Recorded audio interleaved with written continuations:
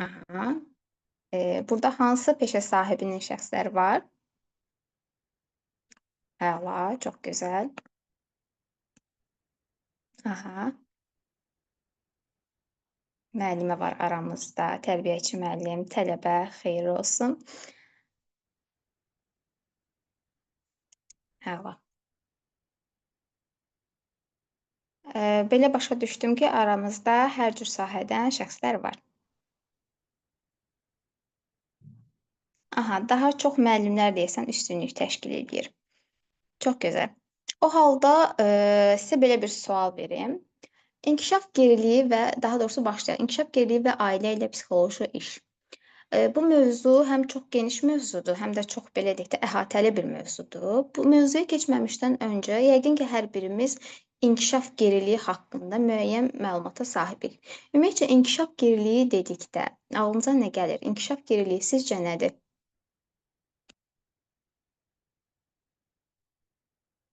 Yəni çünki inkişaf geriliyi istəyərdim ki, ilkin olaraq bir fikirlərinizi alaq. Çünki belə deyək də, hər hansısa bir təlimə qoşularkən təlimin əvvəlində müəyyən bir fikrimiz olur ki, məsələn, mən burada bunu bu şəklində bilirdim və təlimin sonuna doğru artıq fikirlər dəyişir. Çünki, təlimdən öyrəndiklərimiz əsasında fikir formalaşır ki, aha, yox, əslində bildiyim yanlış idi və yaxud da bildiyim doğru idi, biraz daha ətraflı məlumat aldım. Sizcə inkişaf geriliyi nədir? Ha, Günay xanım qeyd eləyir ki, uşaqlar yaşlılarından fərqlənir. Məncə ailə faktoru çox böyükdür burada. Aha, əla. Başqa? Günay xanımdan başqa fikir bildirə bilən var?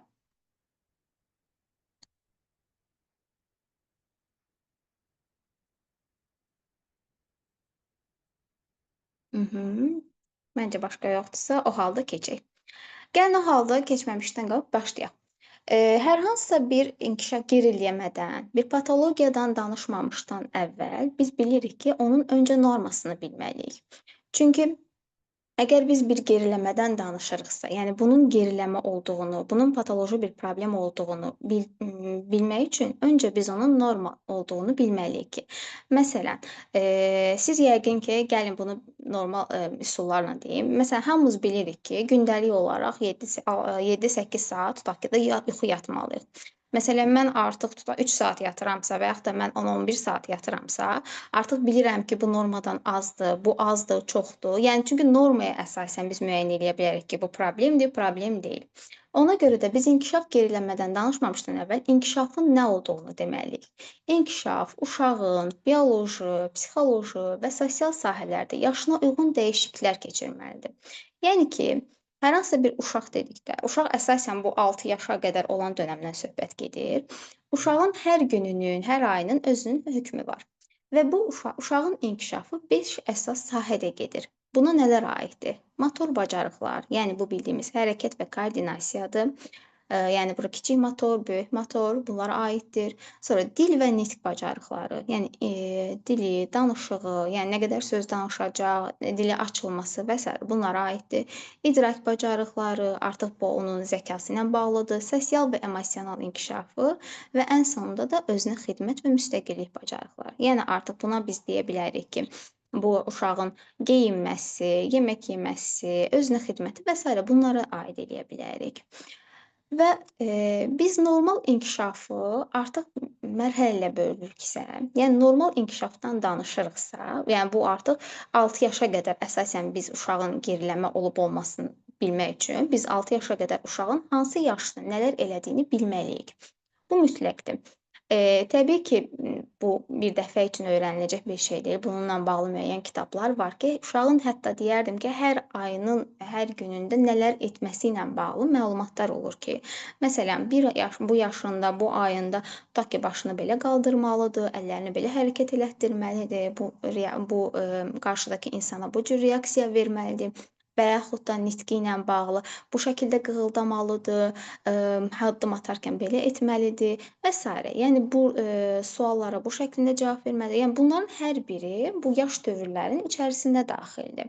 Amma bizim əvvəlcədən bilirik ki, yəqin ki, aranızda uşaq psixologiyası ilə və sairə yaş dövrlərlə bağlı məlumatı olanlar var. Yəni biz bilirik ki, uşağın yaş dövrləri artıq bölünür çağalıq, körpəlik, kiçik məktəbə qədər və s. Biz artıq məsələn bununla bağlı kiçik bir şeylər deyə bilərik ki, 1 yaşındakı uşaq məsələn əşyaları tutmalıdır, səslərə reaksiya verməlidir.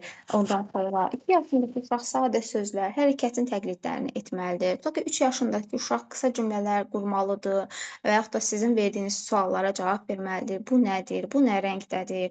Oyuna maraq göstərməlidir. Artıq 4 yaşındakı uşaq rolu oyunlar oynayır, dostluq anlayışının nə olduğunu deyir.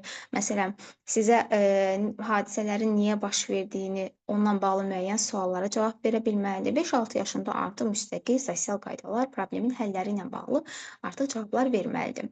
Biz deməli bildik ki, təxmin olaraq 6 yaşa qədər uşaqlar hansı yaşda nələr etməlidir? Biz bunu bildikdən sonra artıq əgər bunları etmirsə, deməli biz həmin o uşaqlarda inkişaf geriliyini görə bilərik. Yəni ondan şübhələnə bilərik. Yəni biz artıq inkişaf geriliyinin nə olduğunu burdan anlayırıq ki, inkişaf geriliyi uşağın motor, nitq, sosial və ya idrak sahələrində yaşına uyğun bacarıqları göstərməməsidir. Yəni bayaq dediyimiz hansı ki o sferalar var idi ki, həmin o sferalarda biz normanı dedik. Həmin o normaya uyğun bacarıqları göstərə bilməməsi artıq gəlir inkişaf geriliyinə. Və biz nə zaman deyə bilərik ki, məsələn, inkişaf geriliyidir? Tutaq ki, uşaq 18 ayında adi jestləri başa düşə bilmir. 4 yaşında yaşıdları ilə oynamaq istəmir. Məsələn, 2 yaşında artıq 20-dən az söz işlədir, 3 yaşında sadə cümlələr qura bilmir, sizə bunun nə olduğunu deyə bilmir və yaxud da sizin ifadə elədiyiniz, göstərdiyiniz, bildirdiyiniz komandanı yerinə yetirə bilmir, icra eləyə bilmir. Deməli, artıq bu zaman neynirik və bu hadisə davamlıdır və adaptasiya bacarıqlarına təsir eləyirsə, artıq bizdə siqnal oyanmalıdır ki, o zaman biz artıq deyə bilərik ki, inkişaf geriliyi var bu uşaqda və bunda ehtimal oluna bilər ki, inkişaf geriliyi var. Və ən çox da belə deyək də, inkişaf geriliyində bəzən problem ən çox nədən irəli gəlir? Valideynlərin, ətrafdakı insanların bu mövzuda az bilikli olmasından. Mütləq şəkildə bir valideyn olmaq istəyən şəxslər və yəni ilkin olaraq çünki bunu biz birinci evdən görmək lazımdır. Mütləq şəkildə neynəməlidir? Yəni ən azından kiçik olaraq, yəni hər kəsin bildiyi, yəni bu hər yaş dönəmində uşağın nələr edə biləcəyini biraz daha diqqətlə fikir vermək lazımdır. Əgər valideyn diqqətlə görə bilsə ki, bu uşaq tutaq ki, 1 yaşındadır, amma səninlə heç bir göz kontaktı qurmur və yaxud da sən ona gülürsən, o sənə heç bir reaksiya vermir. Artıq sən 18 ayındadır, heç bir adi jestləri başa düşmürsən, işarə eləyirsən və s. bunları başa düşmür. Söz nitqi demək olar ki, yox kimidir. Çox az sözlərdən istifadə eləyir, cümlə qurmur və s. Bunu eləyirsə, artıq valideyndə bu həyəcan siqnalı oyatmalıdır ki, nəsə düzgün getmir. Və ondan sonra artıq işlər başlanılmalıdır. İnkişaf geriliyindən danışarkən, bizdə ən çox inkişaf geriliyi haqqında danışanda bir neçə problem var ki, onunla qarışdırılır. Bunlardan biri autizm spektr pozuntusudur, digəri isə zəka geriliyidir. Yəni inkişaf geriliyi adından da biz dediyimiz kimi, inkişaf geriləməsi, yəni inkişafında geriləmə odur ki, biz bu uşağa demirik ki, sən normal deyilsən. Sadəcə, yəni normal deyilsən dedikdə məsələn də, yəni patoloji bir vəziyyətdə deyil. Sadəcə olaraq öz yaşından geridə qalıb. Məsələn, nələrisə geridə qalıb. Nitqində geriləmə ola bilər və yaxud da motorikasında geriləmə ola bilər, emosionallığında geriləmə ola bilər. Amma autizm spektr pozuntusu, zəka geriliyi tamamilə fərqli problemlərdir. Və çox zaman bu problemləri inkişaf geriliyi ilə səhv salırlar, qarışdırılır. Məsələn, ola bilər ki, gəlin artıq burada misallar əsasında keçək. Zəka geriliyi ilə birinci danışmaq istəyirəm. Məsələn, ola bilər ki, uşağımızın tutaq ki, 3 yaşı var, ancaq nitqi, daha əvvəlki slaydlara qayıdaq. Ancaq nitqi o deyil. Yəni normal olaraq məni başa düşür, mən nə deyirəm, izah eləyirəm, fikrimi başa düşür. Hər hansısa bütün komandalar, bütün hər bir şeyi anlayır. Yəni digər 3 yaşındakı, 2-3 yaşındakı uşağı yan-yana qoyuruq. Birinin nitqi var, digərinin azdır. İkisi də məni eyni dərəcəsində başa düşür. Burdan nə çıxır? Burdan aydın olur ki, bu uşağın, zəka səviyyəsi normadadır. Ancaq nitqində geriləməsi var. Nitqində geriləməsi olduğuna görə, yəni bu nitq sferasındadır geriləmə. Yəni zəka səviyyəsi, ancaq zəkası zehni olaraq eyni yaşdadır. Yəni zehni olaraq heç bir problemi yoxdur. Amma zəka geriliyi olan bir uşaqdan söhbət gedirsə, 3 yaşında olduğu halda artıq anlaması, qavraması onun tutaq ki də zəka geriliyidir. 1 yaş səviyyəsində, 5 yaşındadırsa 2 yaş səviyyəsində və s. Yəni bununla inkişaf geriləməsi fərqlidir. Eyni zamanda avtizm spektr pozuntusu. Avtizm spektr pozuntusu dediyimiz neyroinkişaf bir pozuntudur. Yəni artıq neyroinkişaf bir pozuntudur və məsələn avtizm spektr pozuntusu uşaqlarda zəka ola bilər geri, norma, həddən artıq yüksək və s. Və onlarda daha çox, qarşılıqlı sosiallıqla bağlı problem varsa, inkişaf geriliyində bu daha çox, sosial sferə daha çox nitqi, motorik bacarıqlar və sairə bunlarla bağlı problemlərdir. Bəs yaxşı, biz inkişaf geriliyindən danışırıq. İnkişaf geriliyindən danışarkən bizə əsas məsələ inkişaf geriliyinin səbəbləri nələrdir? Yəni bu çox vacib olan bir nüansdır ki, yəni nəyə görə bu uşaqlarda günümüzdə də getdikcə bu problemlər daha da çoxalır, nəyə görə bu uşaqlarda inkişaf geriliyi yaranır və biz bu səbəbləri 3 qrupda, qruplaşdıra bilərik ki, bioloji səbəblər, psixososial səbəblər və mühiti göstərə bilərik. Bioloji səbəblərə nələr aiddir? Məsələn, hamiləlik zamanı ananın keçirdiyi hər hansısa bir infeksiyalar, stress, toksinlər, bunlar daxildir. Doğuş zamanı yaşanan, belə deyək, travma, oksigen çatışmazlığı ola bilər ki, bu da buna səbəb gətirə bilər. Genetik problemlər varsa, genetika ümumiyyətcə bütün psixoloji problemlərdə özünü göstərir. Yəni genetik problemlər varsa, bu da gətirib inkişaf geriliyinə çıxarda bilər.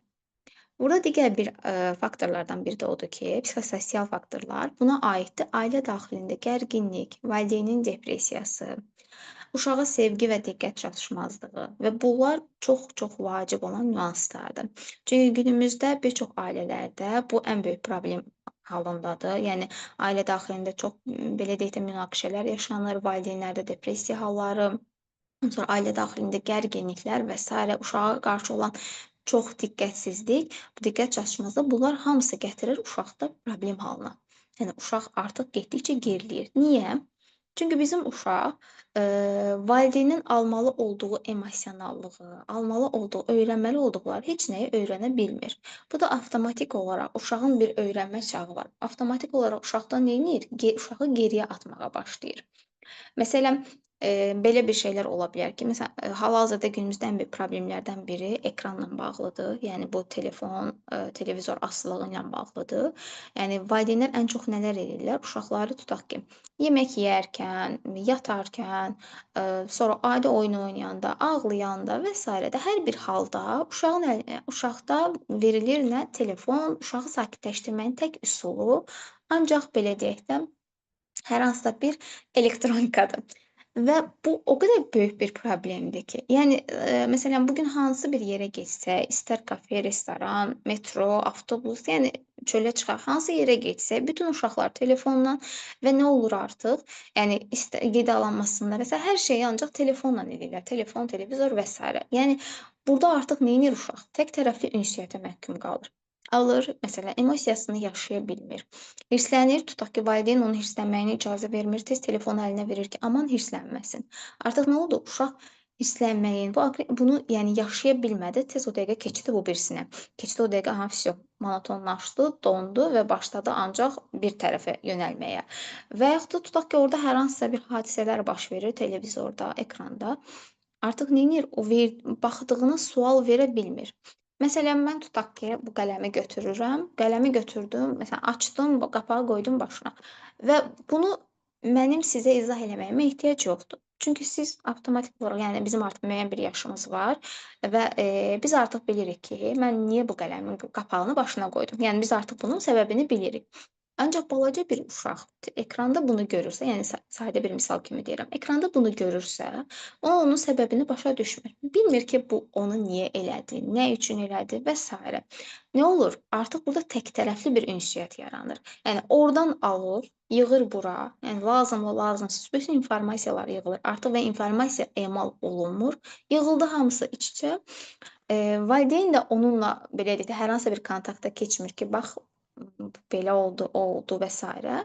Artıq uşaq nitq geriləməyə başlayır, emosional, sosial sferada geriləmə olur və sairə və bu vəziyyətlərə gedir. Hə, burdan belə bir sual çıxır ki, çox vaxt məsələn valideynlərdə belə bir sual gəlir ki, biz neyniyək indi məsələn də bu gün 24 saatını uşağa həsr eləmək olmur, axı heç olmasa bu televizor görməlidir və sairə. Hə, əlbəttə ki, siz ona müəyyən dərəcəsində televizor, telefon verə bilərsiniz, tamamilə başqa bir mövzudur. Ancaq yenə də məsələn televizor, telefon vermək olar, ancaq verərkən, orda belə deyək də, yəni sadəcə onu belə deyək, monoton şəkildə baxmaq yox, ünsiyyət qura-qura, danışa-danışa və bu zaman ona da maraqlı olacaq, sizə də interaktiv şəklində keçəcək. Artıq o ona baxanda onu sadəcə bir ekran kimi görməyəcək. O artıq orda baxdıqlarını tam şəkildə anlayacaq. Və digər bir, inkişaf geriliyi səbəblərindən biri də mühitdir. Mühitimizə nələr daxildir? Buna artıq qidalanma pozuntusu, təlim mühitinin olmaması və sairə bunlar daxildir. Yəni yaşadığımız hal-hazırda mühit çox böyük rol oynayır. İnkişaf geriliyinin biz səbəblərini aydınlaşdırdıq. İndi hal-hazırda yaxşı, bəs biz bu uşağın inkişaf geriliyi olduğunu necə bilə bilərik? Yəni bunun üçün artıq müəyyən diaqnostika etməliyik və müəyyən testlərdən istifadə eləməliyik. Deyək ki, valideyn gətirdi artıq bu uşağı bizim yanımıza və biz artıq bu uşağı bilməliyik ki, bu uşaq diaqnostikadan keçirməliyik ki və müəyyən testlərdən keçirtməliyik ki, bu uşaq hansı problemlə gəlir. Bunun üçün ilkin olaraq uşağın inkişaf tarixçəsini, anamnezini toplayırıq. Anamnez nədir? Yəni burada hər bir mütəxəssisin özünün bir anamnez formu olur. Yəni, standart demək olar ki, hər kəsdə ona oxşar məlumatlardır. Bura nələr daxildir? Uşağın adı, familiyası, doğum tarixi və hətta uşağın dünyaya gəlməmişdən qabaqkı məlumatlar. Məsələn, uşaq, valideynlər qohum evliliyi idimi, valideynlər yoxsa, qan qohumluğu yoxdurmu, valideynlərin hər iki nəsildə hər hansısa bir problemin olub-olmaması mı, hamiləlik dövrünün neçənci hamiləliyin olduğu, neçənci doğuş və neçənci hamiləliyin olduğu, hamiləlik dövründə yaşanan hər hansısa bir problemin olub-olmaması, məsələn, hamiləlik dövründə stres keçiribmi, hər hansısa tutaq ki, də yataq şəraitində olubmu və sairə. Doğuşun normal yoxsa keysəriyyə üsulundan olduğu, artıq bundan sonra keçir, uşaq dünyaya gələndən sonra ilk dəfə nə vaxt söz deyib, nə vaxt addım atır və sairə. Uşağın belə deyək, bu yaşına qədər, tutaq ki, uşaq 3 yaşında bizim yanımıza gətiriblər yoxlamağa və biz artıq 3 yaşına qədər bu uşağın həyat hekayəsini, inkişaf xəritəsini çıxartmalıyıq. Müəyyən sualların əsasında və biz artıq bunu hər bir şeyi öyrənirik ki, müəyyən valideynindən topladığımız məlumat əsasında öyrənirik ki, bu uşaq həyatı bu formasında keçir. Bu xəritəni biz çıxardırıq. Və ondan sonra gəlir, biz valideynlə digər bir şey soruşmağa. Müşahidə eləyirik. Həm biz uşağı valideynlə danışdıqda uşağı müşahidə eləyirik. Yəni çünki balaca bir uşağı təbii ki, otaqdan çıxarda bilmərik. Yəni diaqnostika həmin eyni ortamda olur. Valideynlə danışdıqca biz uşağı da kənardan müşahidə eləyirik. Necə hərəkət eləyir, otaqda necə reaksiya verir. Çünki tanımadığı bir mühitdir, tanımadığı bir yerdir. Təbii ki, siz psixoloqsunuzsa, yəni sizin uşaqla məşğul olan bir mütəxəssisin mütləq ki, yanında uşağa aid olan, yəni həmin uşağa aid olan müəyyən materiallar olacaq, yəni oyuncaqlar və sairə. Təbii ki, bunlar olacaq və siz artıq uşağın hansı oyuncaqla necə davranmasından təxmini olaraq müəyyən bir məlumat alacaqsınız. Yəni öyrənəcəksiniz, görəcəksiniz, yəni müşahidə nəticəsində və eyni zamanda valideynlə danışırsınız. Valideynlə danışırıq, valideynlə öyrənirik uşağın gündəlik davranışları, sosial münasibətləri, məsələn, hansı formada nəyə fərqli reaksiyalar verir və sairə. Yəni bütün bunlar haqqında biz məlumat alırıq. Hə, bəzən ən çox belə deyim sizə, diaqnostika prosesində biz belə şeylərlə çox rastlaşmışıq. Necə olur? Valideynə biz sual veririk ki, tutaq ki də uşaq məsələn oynayandan sonra nə hərəkət eləyir? Məsələn də yeyəndən sonra necə olur? Bu hadisə zamanı nə reaksiya verir? Biz valideynə bunları soruşuruq. Valideynin cavabları bu olur ki, bir çox valideyn hətta deyir ki, mən bunların heç birisinə fikir verməmişəm. Yəni, çünki, valideyn, yəni, uşaq standart olaraq səhər durdum, yuxudan, nə bilim, bunu yedi və sairə. Yəni, uşağın hərəkətlərini çox zaman izləmir və bu da ən böyük gətirən problemlərdən biridir.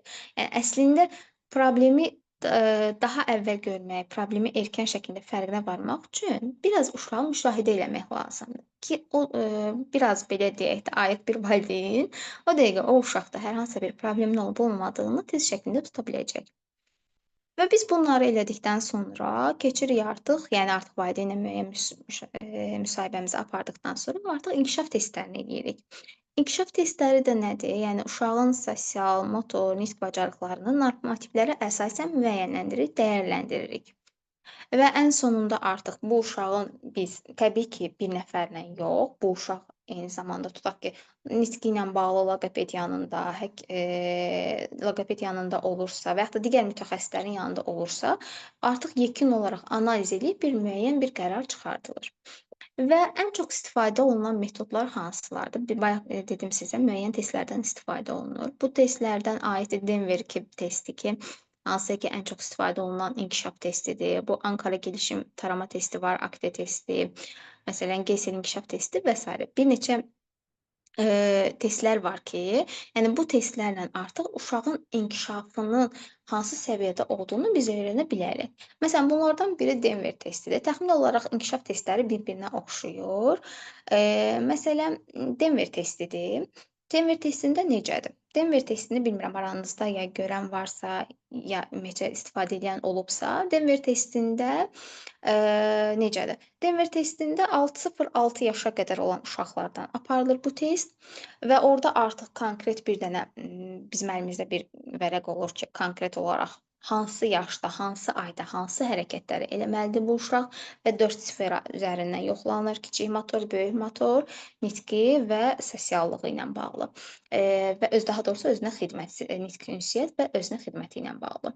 Və biz artıq məsələn uşağımızı valideyndən gününə qədər öyrənirik ki, uşağımız neçə ay, neçə yaş, neçə ay, neçə günlükdür. Tutaq ki, valideyn deyir ki, uşaq 2 yaş 5 aylıq, nə bilim, belədirsə, artıq biz ona uyğun xəttimizi çəkirik, ona uyğun şəklində və başlayırıq bir-bir deməyə ki, bizim uşaq tutaq ki, valideyndən soruşuruq. Uşağınız, nə bilim, öz düyməsini özü bağlaya bilirmi?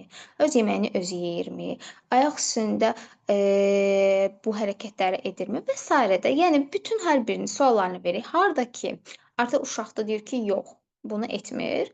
Artıq biz bilirik ki, bu hissədə problem var. Yəni bu hissədə normadan geridə qalıb. Yəni inkişaf geriliyi, hansısa bu hissəsində geriləmə var və ona uyğun deyirik ki, tutaq ki, uşağın motorik bacarıqları bu yaş səviyyəsindədir, sosial bacarıqları bu yaş səviyyəsindədir, nitq ünsiyyəti bu yaş səviyyəsindədir və biz artıq bunlardan hansında varsa problem, onun üzərindən gedirik.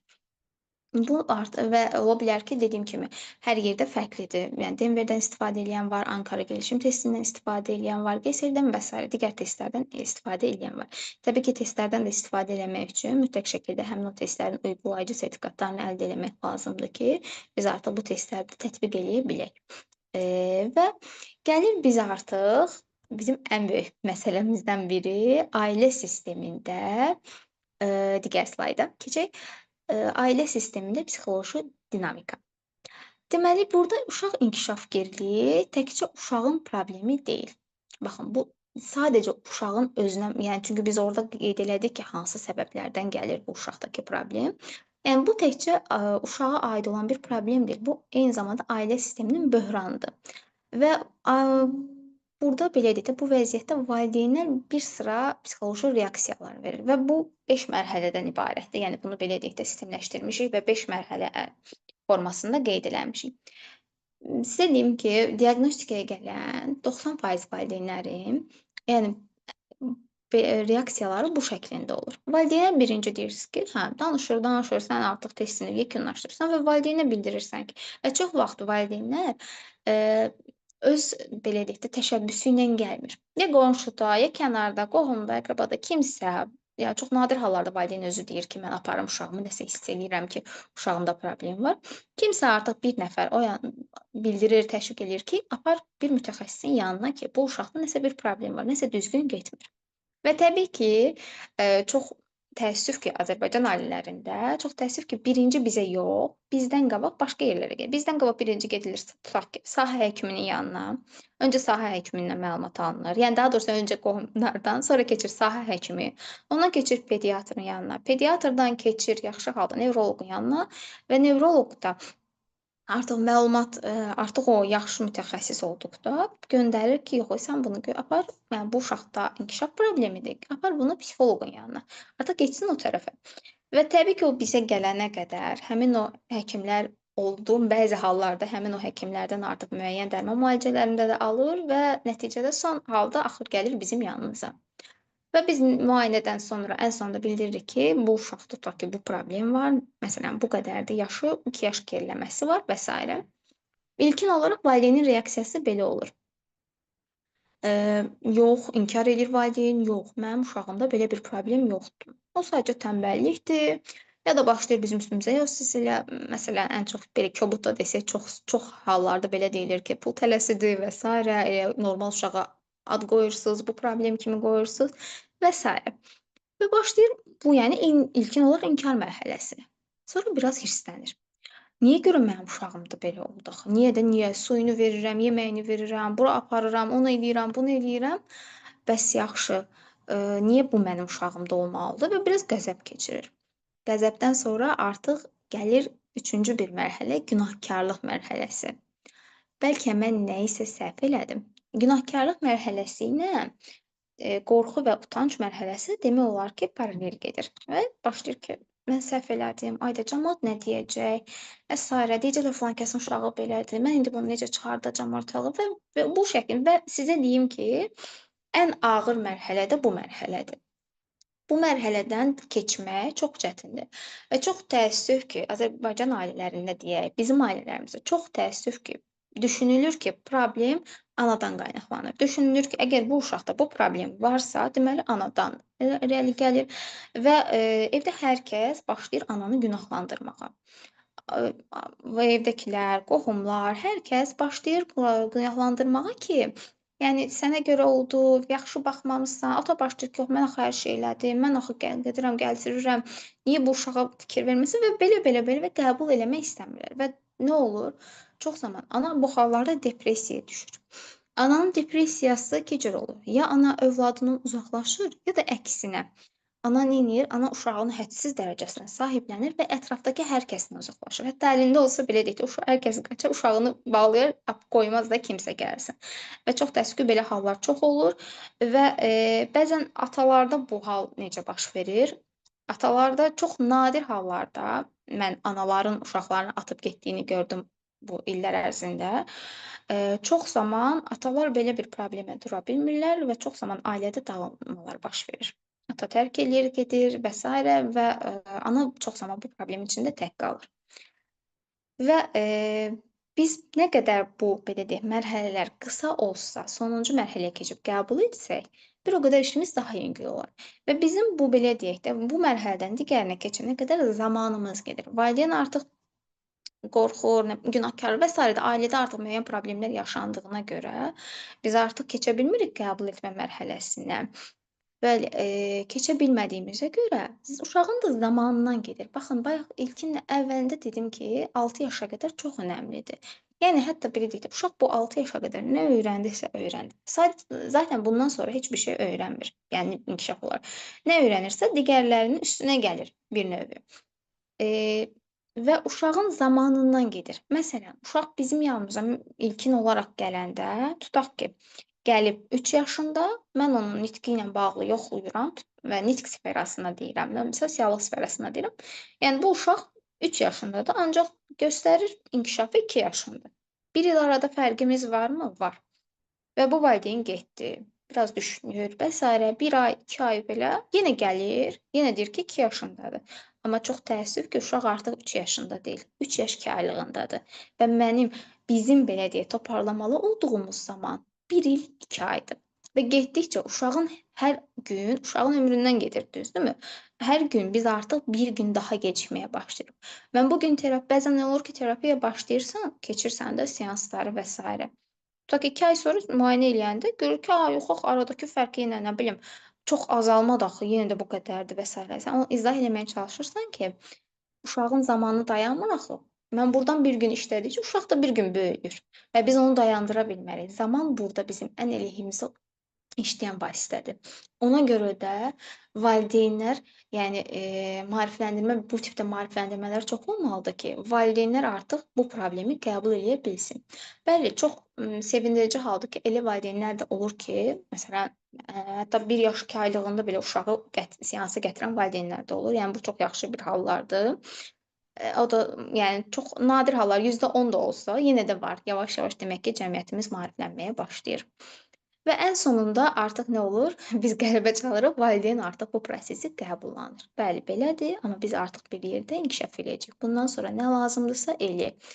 Təbii ki, terapiya o qədər də asan bir məsələ deyil. Terapiya çox çətin, yeni bir mərhələdir.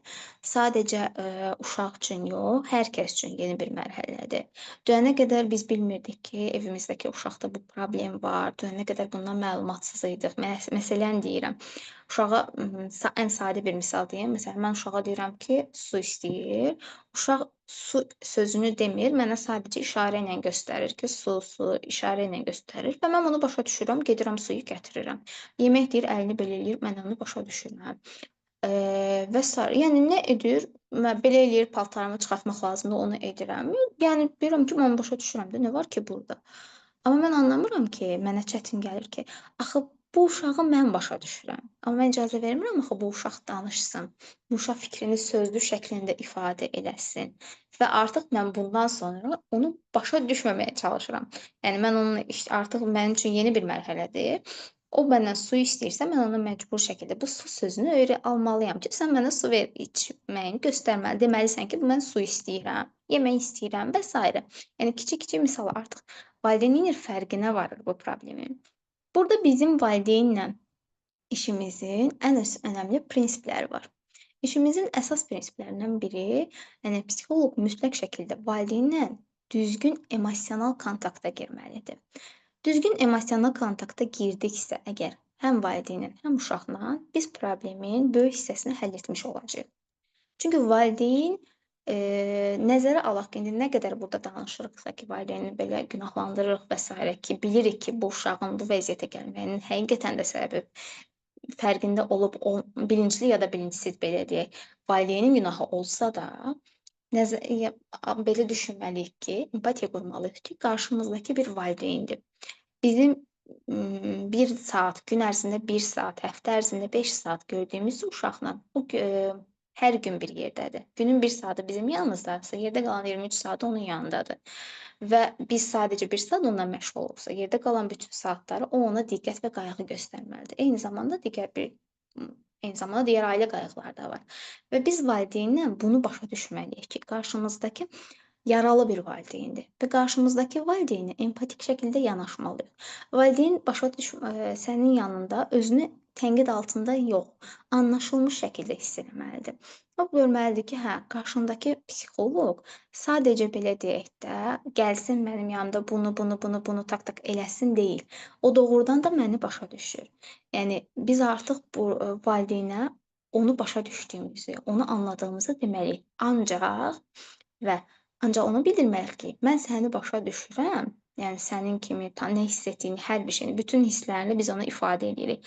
Ancaq mən o uşağın valideyni deyiləm. Mən o uşağın mütəxəssisiyəm.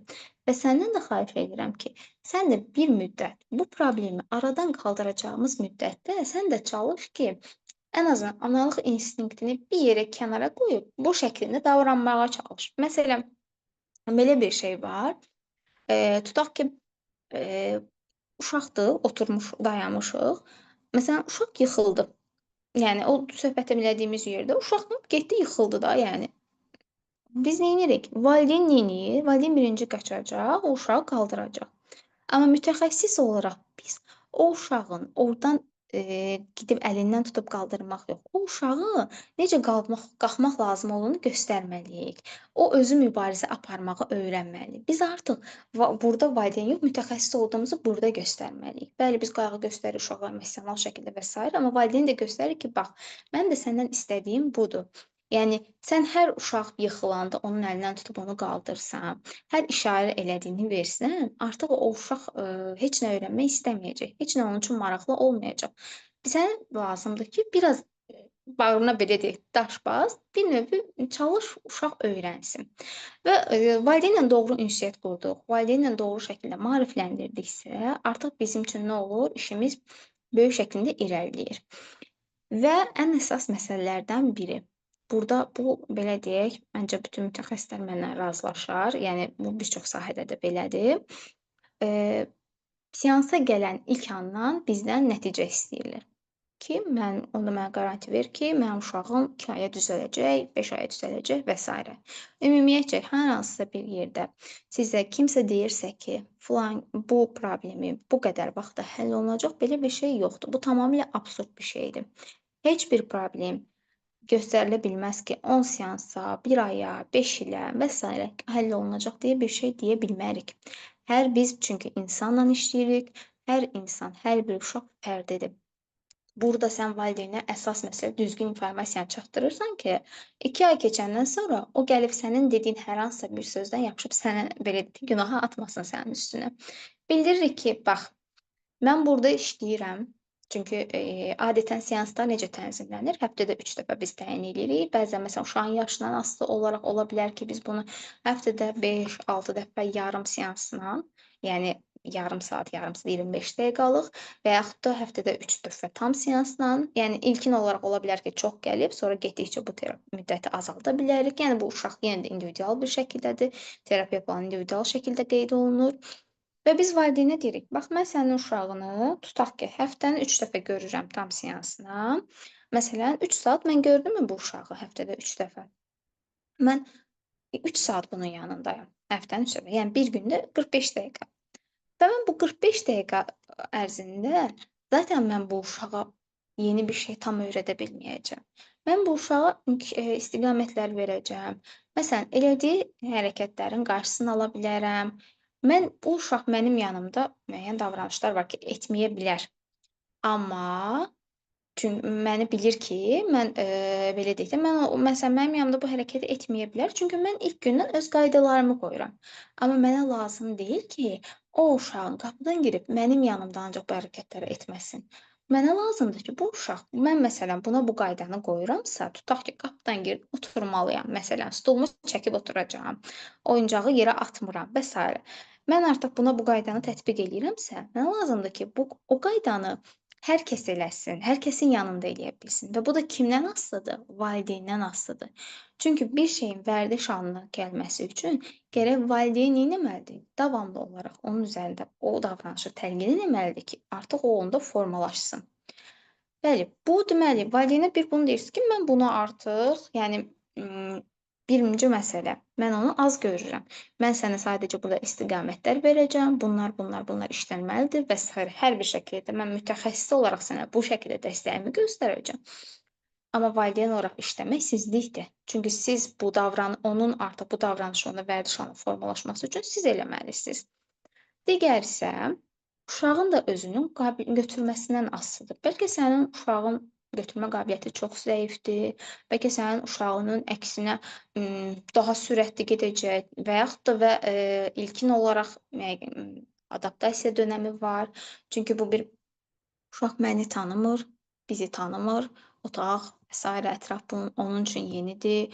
Uşağın, belə deyək də, tamamilə həyat rejimi dəyişir. Niyə? Çünki biz o uşaq daha əvvəl istədiyini eləyirdi. Evin belə deyək də paşası idi, istədiyini eləyirdi, amma hal-hazırda bir çərçivəyə düşür getdikcə. Bu onun artıq burada nə olur? Adaptasiya dönəmi başlayır onda. Və elə uşaq var adaptasiyası gec olur, elə uşaq var tez olur. Bu artıq uşaqdan asılı olaraq bir dəyişir. Nə oldu? Bu artıq bizim qrup işimiz oldu. Eyni zamanda bu təkcə bizə aid deyil ha. Məsələn, əgər uşaq evdə nənə-baba da qalırsa, nə bilim, bəzən olur əmi, bibi və sairə də, indi uşaq kimlərlə daha çox ünsiyyətə qurursa, artıq neynirik? Biz onlara da bunu təlqin eləməliyik ki, və onu da qeyd edim ki, uşaq psixoloqun işi daha çətindir, deyərdim. Çünki uşaq psixoloqu sadəcə, uşağın özü ilə işləmir. Çünki bizdə işlədiyimiz uşaq olduğuna görə həm uşaqla işləyirik, həm uşağın valideyni ilə, bəzən uşağın bütün nəsli kökü ilə işləməli oluruq. Çünki sən nə qədər onu eləyirsənsə, ordan məsələn kənardan nənə-baba faktoru ortaya çıxır ki, yox, mənim nəvəm heç kim heç nə deməsin, və yaxud da nə bilim ordan bir əmi çıxır, dayı çıxır, xala, bibi çıxır, nə bilim qohumlardan başqa bir uşaq çıxır, yaxud da məktəbdən, bağçadan və sairə. Biz artıq neynirik? Bəli, bəli, dayə. Yəni biz neynirik? Bütün hər kəsdən işləməyə çalışırıq. Çox belə deyək də, qrup işidir bu. Böyük bir əhatə eləyir, kütləni əhatə eləyir. Ona görə də, yəni biz amma sözümüzü başından deməyi bildirməliyik mütəxəssis olaraq və bildiririk ki, bax mən sənə dedim faktorları, bu şeylər var. Əgər və, bir də belə deyək, uşağı dəyərləndirərkən, tutaq ki, uşağı seansa alırıq, yoxlayırıq. Yoxlayandan sonra biz artıq 2 ay sonra təzədən bir də özümüz üçün uşağı ilkin elədiyimiz testlə təkrar test eləyirik ki, baxın bu 2 ay ərzində bu uşaq nə qədər irəliləyişdə göstərib. Yəni təbii ki, seans müddətində ola bilər müəyyən şeylər hiss eləyə bilərsiniz, amma test olaraq axı sizin əlinizdə ilkin cavablar olur, bir də son. Necə ki, məsələn, dərman müalicəsi alanda biz gedirik, birinci analiz veririk, bir də 2 ay sonra yenə analiz veririk ki, artıq dəyərlərimiz nə yerdədir. Bu da eyni şəklində. Və, bu 2 ay ərzində siz bu uşağa, valideynə bildirirsiniz ki, tutaq ki, həftədə 3 dəfə ilə gəl, bu da eləyir ayda 12 seans, 2 aya da 24 seans. Və valideynə bildirirsən, bax mən sənə 2 ay deyirəm, yəni 2 ay o demək deyil vaxt olaraq 2 ay gəlməyin. Bu gün ayın 1-idirsə, tutaq ki, oktyabrın 1-i gəlmisənsə, dekabrın 1-i 2 ayın tamam olur demək deyil. Bu o deməkdir ki, yəni 24 dərsi gəlməlisən. Yəni bu dərsləri gəlməyi, mənim verdiyim tapşırıqları düzgün şəkildə ailədə işləməyin, uşağın adaptasiyası, uşağının düzgün şəkildə bu, seanslar boyunca effektiv şəkildə işləməyi və sairə. Bu kimi bu faktorları həyata keçirəcəksənsə, 2 ayın sonunda mən sənə demirəm bütün hər şey həll olunacaq, amma başladığın yerdə olmayacaqsan. Təbii ki, müəyyən bir irəliləyiş tətbiq eləyəcəyik, müəyyən bir irəliləyiş əldə eləmiş olacağıq, addımlamış olacağıq ki, düzgün şəkildə əgər biz addımlayırıqsa. Bu ola bilər, bir addım da ola bilər, çox da ola bilər. Amma biz artıq neyləməliyik? Yəni biz artıq valideynə bunu bildiririk və valideynə də bildiririk ki, artıq gündəlik olaraq ev tapşırıqlarında və sairə aktiv iştirak eləyin və sadəcə siz yox, mütləq şəkildə bunu evdə digərləri də, ata da, ana da, yəni hamısı bir yerdə iştirak eləməlidirlər. Və, eyni zamanda bu prosesdə valideyni də qiymətləndiririk. Neynirik? Tutaq ki, valideyn görürsən ki, artıq həqiqətən nə isə işləyir. Bəzən valideynə nə olur? Valideyn sevinir nə isə işlədiyinə, valideyn çox sevinir ki, hə, mən bu sualı verdim, mənə bu şəklində cavablar verdi, əvvəl belə eləmirdi. Yəni və sən artıq burda valideynin əməyini dəyərləndirməlisən. Valideyn görməlidir ki, bir növ valideyn də sənin yanında bir imtahandaymış kimi hiss eləyir özünü. Valideynin də əməyini dəyərləndirirsən ki, bəli, doğrudan da görürəm, siz çox uğurlu, yaxşı işləyirsiniz. Məsələn, mən tutaq ki, bir dənə bir şey demişdimsə, siz artıq 3 dənə şeylə gəlmisiniz, haloldur. Yəni və bu şəkildə valideynin də motivasiyasını artırırsınız.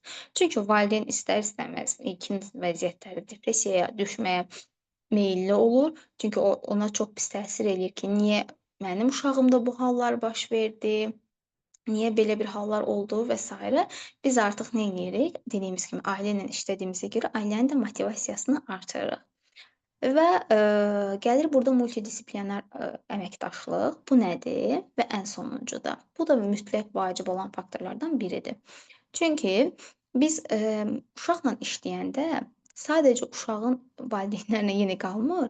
Burada həm də məsələn, mən uşaqla işləyirəmsə, nitqi ilə bağlı varsa, bu problemi varsa, bu uşaqla loqoped də işləyir. Tutaq ki, bu uşaqda müəyyən dərman müalicəsinə ehtiyac varsa, həkim də, dərman müalicəsi tətbiq eləyir və sairə. Doğrumu? Yəni artıq bu uşaqla bir neçə mütəxəssis işlədir.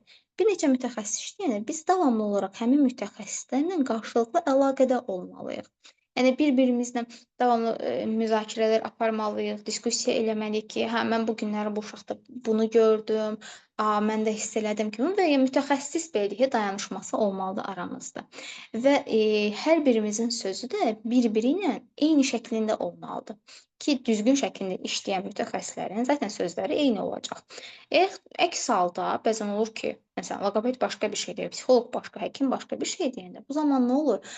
Valideyn qarışıq məlumat alır. Valideynə də hansı mütəxəssisin sözü sərf eləyirsə ona inanacaq. Yəni hansının sözü, hansı belə deyək, daha çox inandırıcılarsa ona inanacaq. Və o zaman nə olur? Prosesdə inamsızlıq yaranır. Biz də nə etməliyik? Ona görə də davamlı şəkildə əməkdaşlarla, yəni kolleqalarla bir yerdə əməkdaşlıq çərçivəsində çalışmalıyıq. Yəni bu, sadə görünən bir problem deyil, sadə görünən bir iş deyil. Dediyimiz kimi, inkişaf geriliyi sadəcə gecikmə deyil, eyni zamanda xəbərdarlıq siqnalıdır. Yəni biz artıq uşaqda hər hansısa bir inkişaf geriləməsini hiss eləyirik, görürüksə, mütləq valideyn siqnal yaymalıdır ki, gecikmədən, gec olmadan mütləq şəkildə, mütəxəssisə, belə deyək, müraciət eləməliyik. Yəni deyilən kimi erkən anlayış gecikmiş peşmançılıqdan daha dəyərlidir. Bütün problemlər, yəni ətrafımızda gördüyümüz 90% problemləri nə qədər tez, erkən şəklində görsək, bir o qədər biz onun öhdəsindən gələ bilərik. Gecikmə hər gecikdiyimiz gün uşağın həyatından bir belə problem çıxardır, uşağın həyatından biz itiririk. Ona görə də əgər ətrafımızda, eee nələrdənsə şübhələndiyimiz, belə deyək də, hiss eləyiriksə ki, bu uşaqda nəyisə normal deyilsə, mütləq şəkildə valideynə, ətrafında başa düşən birinə bunu bildirməliyik ki, ən azından bəlkə həmin o uşağın həyatında biz mühüm bir rol oynaya bilərik. Belə, eee, bitdi. İndi bir-bir suallara keçək. Kimin nə sualları varsa baxaq. Axşamınız xeyir olsun. Axşamınız xeyir olsun. Çox sağ olun hər şey üçün, bütün məlumatlar üçün. Çox təşəkkür edirəm həqiqətən. İlk öncə bunu deyim. Aha, buyurun. İkinci növbədə sualım yox, daha doğrusu var, bir sual verim. Eee, bir uşaq tanıyıram. Hı hı. Demək 2 yaşı tamam olub 3-ə keçib. 2 yaş 3-4 aylıqdır, belədir. Aha. Ancaq nə bir söz demir, Hı nə hı. heç bir şey danışmır. Elə arada bir məsəl üçün qığıldanmaq filan, 2 yaşı var, amma qığıldanmaq da, yəni çox geridir belə Hı deyim. hı. Atanın qanı mənfidir. Hı hı. Bilmirəm onun nə qədər önəmi var ya yox, amma anada heç bir problem yoxdur. Bir də körpə vaxtından bu uşaqda sudurğa dedi əslində həkimlər. Bilmirəm də onu necə keçirib belə ani olaraq görməmişəm düzü. Hı hı. Yəni o inkişaf geriliyinin onunla əlaqəsi ola bilər. Ya o inkişaf geriliyidirmi, yoxsa zəka geriliyidimi? Onu Hı tam hı. aydınlaşdıra bilmirəm uşaqda. Belə ki, yəni motor bacarıqları da yoxdur əslində uşağın. Hı Yəni hı. 2 yaşında gəzməlidir, qaçmalıdır. Ancaq bu, yəni güclə iməhləyir də, belə deyək. Hı hı. Yəni uşaq çox Bəli. problemli uşaqdır əslində. Eee, bunun o, sudurğa deyirlər. Ümumiyyətlə sudurğa nədir? Başda necə olur? Bu barədə məlumat verərdiz zəhmət olmasa. Aha, deməli sudurqa dediyimiz, yəni el arasında sudurqa dediyimiz bizim bildiyimiz epilepsiya problemidir. Epilepsiya Hı da hı. beyinlə müxtəlif problemdir ki, beyində müxtəlif ocaqlar olur ki, açıq olur. Yəni müəyyən ocaqlar Aha. olur. Məsələn, həmin o insanlarda, yəni böyük insanlarda da var, ehtiyatlı olmaq göstərir. Tutaq ki, xüsusi hallarda, məsələn, aşırı dərəcəsinə əsəb, stres və sairə onu keçirdikdə ona təsir göstərir və yaxud da bəzən ola bilər ki, çox ağır yüklənmələr nəticəsində o sudurğası tuta bilər. Yəni bu ocaqdır, belə deyək, əlimizdə bilinməyən bir şey deyil. Yəni nə zaman tutacağını tam olaraq bilmirik. Yəni bu davamlı müalicə olmalıdır. Bu ayrı bir məsələ. Amma sizin dediyiniz uşaq 2 yaş 3 aylığındadır və atanın qan qrupunun mənfi olması o qədər də təsir göstərmir. Əsasən bu mənfilik düzdür, tam onu 100% təsir deməzdim, amma məsələn valideyndə, anada olsa müəyyən bəlkə düşünmək olardı. Ancaq bu uşaqda siz deyirsiniz ki, həm nitqində problem var, həm motor və sairə bunlarda da problem var. Bəlkə inkişaf geriliyi tam demək olmaz. Yenə də uşağı diqqətlə diaqnoz müşahidə etmək lazımdır. Uşağın, reaksiyaları necədir? Məsələn, sosial sferasında, ünsiyyətində? Yəni siz məsələn uşağa baxanda sizinlə göz kontaktı qururmu? Xeyr, Emosiya xeyr. göstərir? Xeyr, Hı. uşaq heç bir göz kontaktı qurmur. Yəni uşağa baxırsan, elə bilirsən ki, belə keyləşmişmi deyim, Hı belə durub hı. sənə baxır da, heç bir uzaq başı, yəni Reaksiyası yox. gülümsəyə bilər, sənə baxıb, Hı nəsə hı. güldürsən, eləsən, nə bilim, uşaqların sevdiyi cici falan var da, belə eləsən, hə, gülər. Amma belə yəni baxırsan ki, yəni o uşaq Bəs niyə hər hansısa belə təkrarlanan hərəkətlər, stereotip davranışlar görürsüz? Eyni hərəkətləri təkrar eləsin. Məsələn, xeyr, bir elə ətrafında fırlansın, bir nöqtəyə baxsın, nəyisə tez-tez eləsin, tutaq ki, bir qələmancıq açsın, tutsun, işığı gedib yandırıb söndürsün. Yəni Bu kimi oyuncaqları belə, yəni Hı hı. güclə oturur da, belə deyək ki, 2 yaşında uşağın arxasına bir şey qoyub belə dayanır ki, Hı yəni hı. uşaq dursun, yoxsa uşaq aşır. Hı Yəni hı. o da var. Bəs Yəni həkimə aparıblar? bəli, bəli. Ümumiyyətlə Demək olar müayinə ki, ediblər. Nə demək olar deyiblər? ki, onu o, o diaqnoz qoyulandan hər ay valideynləri həkimin yanındadır. Hər ay. Rayonda yaşayırlar, amma Bakıda həkim aparırlar. Hər ay Hı hı. həkimin Bəs, yanındadılar. Ancaq həkim bir dəyişiklik odur ki, uzaq başı tutur. Elə bil ki, uşaq, müvazinətini saxlaya bilmir. Uşaq əlini atır, tutub Aha. durmaq istəyir. Qıça qatlanır, yıxılır yerə. Hı hı. Yəni ki, belə bir problemli Beyin uşaqdır. beyninə baxılıb, yəni beyində başqa nəsə hər hansısa başqa problemlər var. Xeyr, Çünki belədir. ancaq aha. Aha. Buyurun. Yəni ancaq deyirlər ki, budur da, hə. Mən sodurğa dedim, düzdür, o epilepsiya diaqnozu qoyublar. Sadəcə elə deyirlər ki, budur. Elə dindirəndə də valideynlər də çox şey deyən deyil əslində. Yəni gizlədirlər bir növ. Hı hı. Utanırlarmı, nə bilim, bilmirəm, indi onların psixoloji Allah heç Hı kəsə hı. göstərməsin. Təbii Heç ki. də yaxşı hal deyil bu. Hı Əslində hı. bəlkə də heç kəsə bildirməməkdə də elə Hı hı. problem yaşayırlar. Sadəcə mən dedim, mənə maraqlıdır ki, o uşağın problemi nə oldu da, demirəm çox da açıqlamırlar düzü.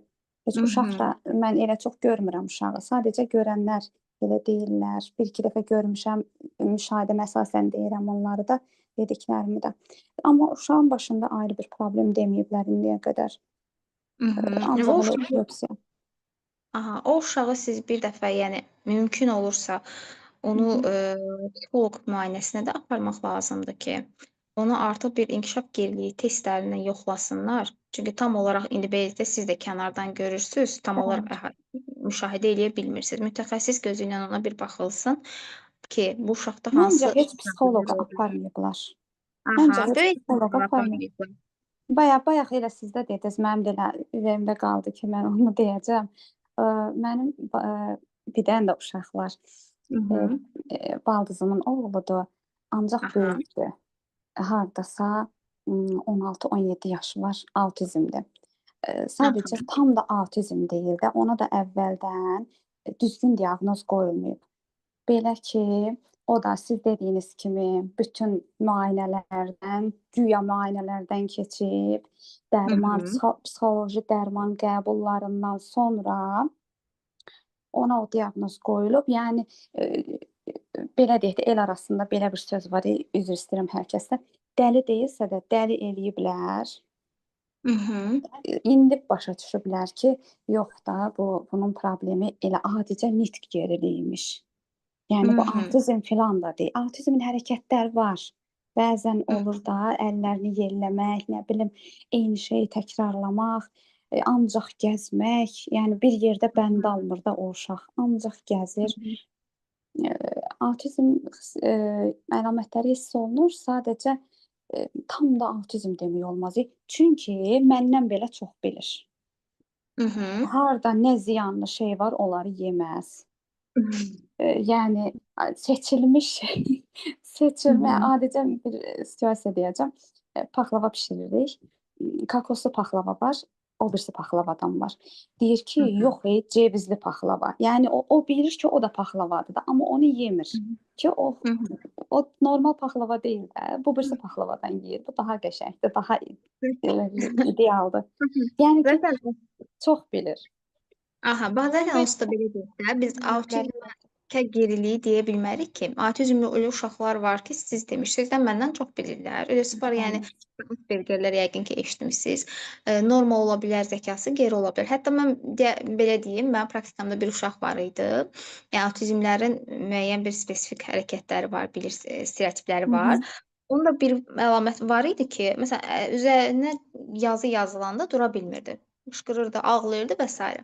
Bir gün Hı elə hı. alındı ki, əlinin üstünə yazı yazılıb və bu yazını siləcək heç bir şey yoxdur ətrafda. İndi mən də müşahidə edirəm ki, bu nə olacaq? Yəni Neyləyəcək? neyləyəcək? Aha.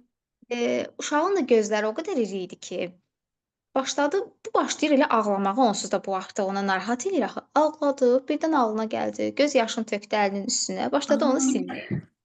Yəni biz bəli. autizmdə gerilənmiş uşaqlar, zəka geriliyi kimi baxa bilmərik. Yəni Ümumiyyətlə. autizm yəni sadəcə gecikmə deyil də, beynin inkişaf və əlaqə strukturunda fərqlilikdir. Neuroinkişaf pozuntusudur. Bu tamamilə başqa bir problemdir. Hı Ola hı. bilər ki, o uşağa da, autizm və bir də belə bir şey deyək, beynimizdə bizim bir autizm adı formalaşıb. Hı Hal-hazırda hı. indi autizm deyilmir, autizm spektr pozuntusu diaqnozu qoyulur və də Evet. artıq Avtizm spektr pozuntusu dərəcələrə bölünür ki, yəni artıq bu, indekslərə bölünür. Yəni dərəcələrə bölünür ki, yüngül dərəcəsi, ağır dərəcəsi, orta dərəcəsi və sairə. Məsələn, bu ağır dərəcə artıq o beynimizdə formalaşan o autizmlərdir ki, aha bu ağır dərəcəsindədir. Məsələn, ancaq yerində fırlanır, ancaq nə bilim ünsiyyətə girmir, göz kontaktı qurmur və sairə ağırlaşmış bir vəziyyətindədir. Eləsi də var ki, spektr pozuntusudur yenə də, ancaq əlamətlər az əlamətlərini daşıyır. Yəni biz ola bilər ki, o uşaqda da autizmin, yəni o baldızınızın oğlu dedinizsə, həmin o uşaqda Aha, da bəli. onun əlamətləri olsun. Yəni dərəcəsi aşağı olsun. Spektr pozuntusunun dərəcəsi aşağı olsun. Yəni ağır şəkildə və yaxud da artıq müəyyən bir yaşa gəlib, ola bilər işləndikcə o adaptasiya yaranıb, müəyyən bir yerə qədər Bəli. gəlib çıxıb. Belə. Əvvəl çox aqressiv idi. Hı hı. O keçid dövrü var da, oğlan uşaqlarının bir dövrü var. O dövrdə, dəhşət aqressiv idi, hər Hı şeyə hı. qışqırırdı, hətta anasını belə döydüyü olub. Hı hı. Yəni çox pis hallar keçiriblər. Bir dənə çəkindiyi atasıdır.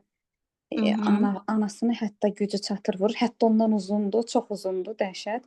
Eee, Allahım. amma, yəni atasından qorxur. Yəni kişi xeylaxlarından qorxur da, belə deyək. Qadınlara deyək ki, yox da qadınlar ona heç nə eləyə bilməz. Eləmir də. Heç Hı kəs hı. heç nə elə etməz. Sadəcə bir növ qorxutmaq lazımdır ki, o da çəkinsin də, qorxsun. Onlar ancaq atasından qorxur. Ola Belə. bilər ki, hər bir uşaq fərqlidir. Aha, indi aqressiv deyil amma yox, indi aqressiv deyil, yaxşıdır. Yəni İndi müəyyən bir yaxşıdır, şükür. müddətdən sonra artıq uşaqlarda o dəyişməyə başlayır. Bəli. O halda keçək digər bir, Çox sualımız sağ da olun. var. Buyurun, siz də sağ olun. Sualımız var, 3 yaş 6 aylıq uşağın nitqi necə olmalıdır? Baxın, 3 yaş yarımlıq uşaq artıq bizdə təfəkkür formalaşmış olur. Neyniyir? Bu 3 yaş yarımlıq uşağa siz, nə suallar verirsinizsə, artıq sizin suallarınıza cavab verməlidir.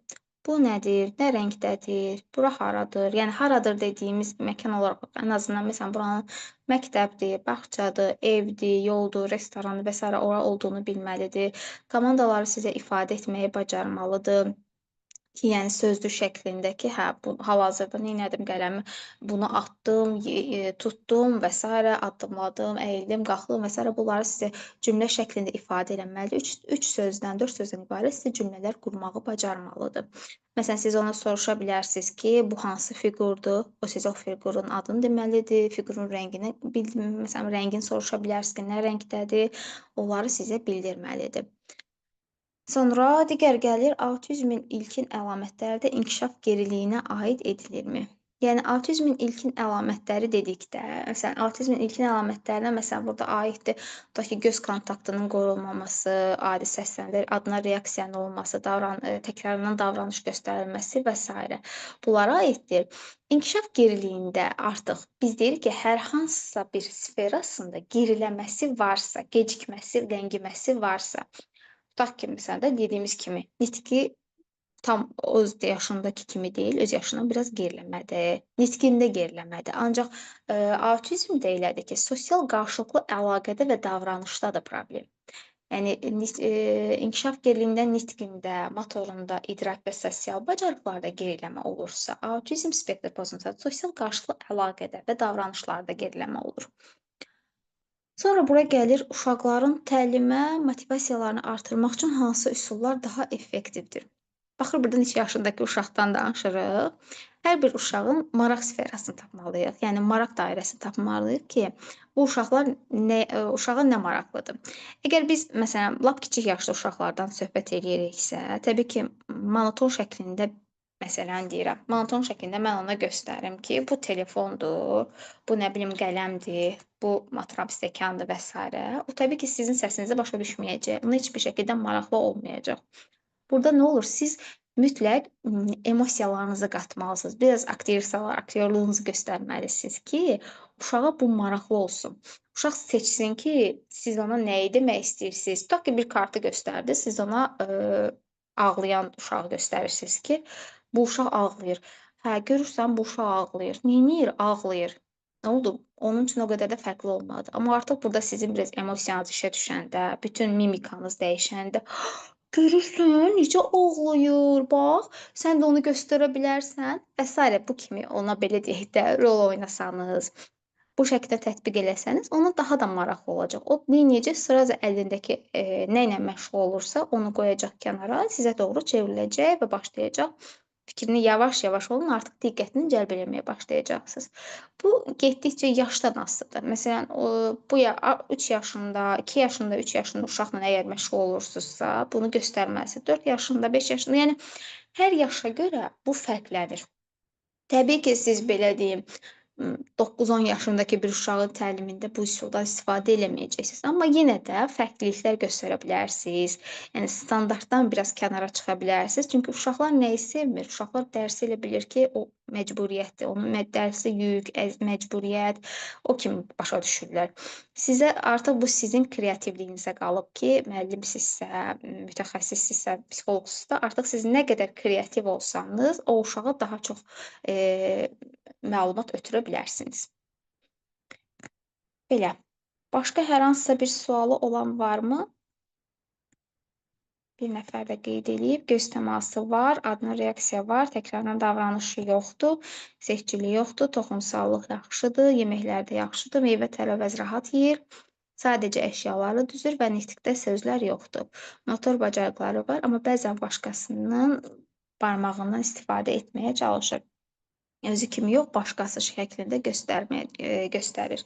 Bunun üçün də autizm spektr pozuntusu olub-olmamasını bilmək üçün, siz onun həm müşahidə eləməlisiniz.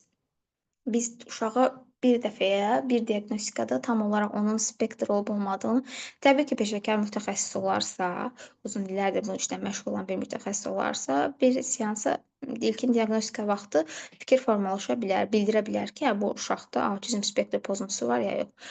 Amma mütləq şəkildə bununla həmin o testi etmək lazımdır ki, bütün əlamətləri, bütün sferalara tək-tək incəliyə-incəliyə baxmaq lazımdır. Yəni ola bilər ki, məsələn deyirəm də, sadəcə indi siz burada qeyd eləyirsiniz ki, əşyaları düzür də, əşyaları düzür, nitqində sözlər yoxdur. Yəni və biz bu əlamətə görə ona autizm deyə bilmərik. O ştampı yapışdıra bilmərik ki, hə, bu uşaq autizm spektr pozuntusudur. Ola bilər bir çox uşaqların xoşuna gələ bilər ki, əşyaları düzsün, ona maraqlı olsun, rəngarənglik olsun, o onun xoşuna gələ bilər. Yəni bu o demək deyil ki, o mütləq autizm spektr pozuntusudur. Ona görə də hər bir punkta diqqətlə baxıb valideyn də müşahidə edib, ən azı bir valideyn bununla tanış olub müşahidə eləməlidir və sizə düzgün informasiya verməlidir və onun əsasında biz bilə bilərik ki, bu uşaqda varmı bu problem, yoxdurmu? Bir bəyin xronoloji yaşı 25-dir, amma ancaq davranışı, emosional səviyyəsi 15-16 yaşda qalıb. Hə, bu belə deyək, bizim belə bir şey deyim sizə, bizim bir neçə yaş dövrlərimiz var. Var xronoloji yaşımız, yəni bildiyimiz pasport yaşı, var zəka yaşı, emosional yaşımız, bir də ki, bioloji yaşımız. Və emosional yaşı 15-16 yaşda qalıbsa, yəni bu emosional geriləməsinə göstərir, təbii ki, çıxardır. Əgər zəka olaraq, zehni olaraq heç bir problem yoxdursa, emosionallığında varsa, bunun üçün mütləq şəkildə psixoloji terapiyaya getməlidir.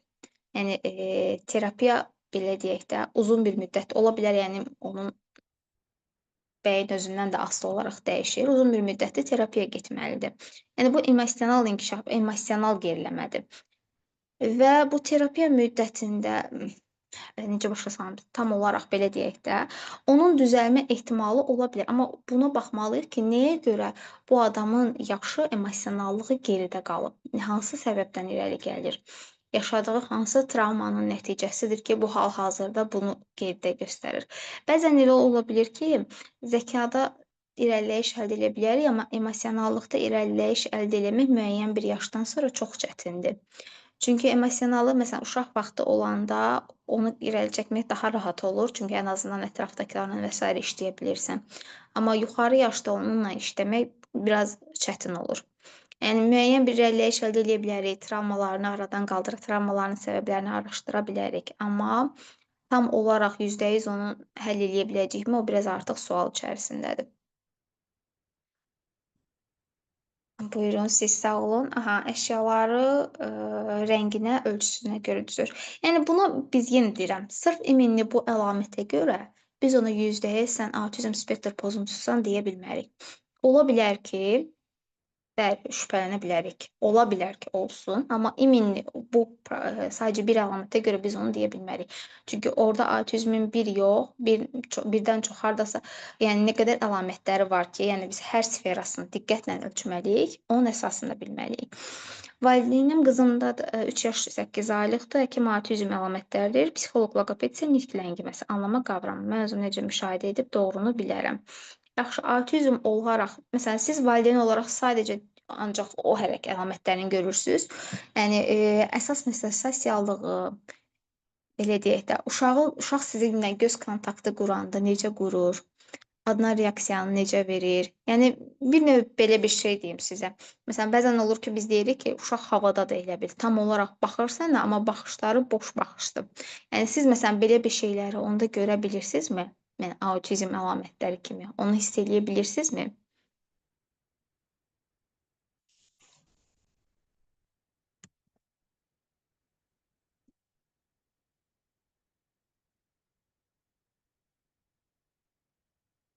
Hı. Və sizinlə oynayır. Məsələn, göz kontaktında da güləndə gülür, yoxlamaq üçün üstünə qışqıranda gülməyi dayanır.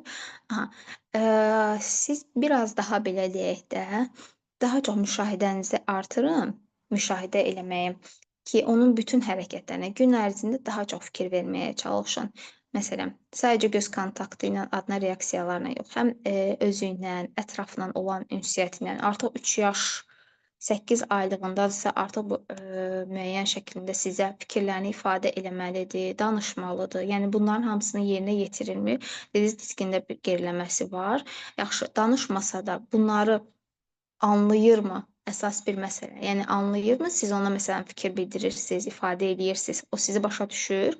Məsələn, siz ona izah elədiniz ki, mən bu gün filan yerdən gəldim. Bu fiqurdur və sairə. Yəni bu kimi şeyləri ona deyəndə anlamır. Ola bilər ki, zehni olaraq da geriləməsi olsun. Yəni sadəcə nitq ləngiməsi yox. Yəni ola bilər ki, geriləməsi həm zəka ilə bağlı ola bilər. Zəka geriləyib. Yəni bu halda aha, anlama qavramı da bəli. Yəni ola bilər bu zehni geriləmədir. Eyni zamanda həm zehni, həm nitqi. Zaten birində geriləmə olanda digərinə də təsir göstərir. Yəni inkişaf tam şəklində olmalıdır. Əgər biri geriləməsi varsa, digərlərinə də təsir göstərir. Nə qədər müddətdir siz psixoloqun yanına aparırsınız, psixoloqla həkimin yanına?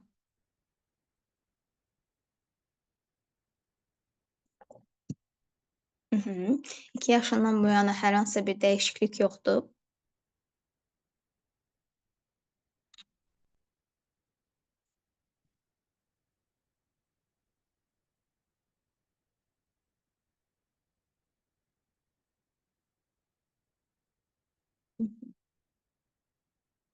Ola bilər ki, yəni bu bilirsiniz necədir?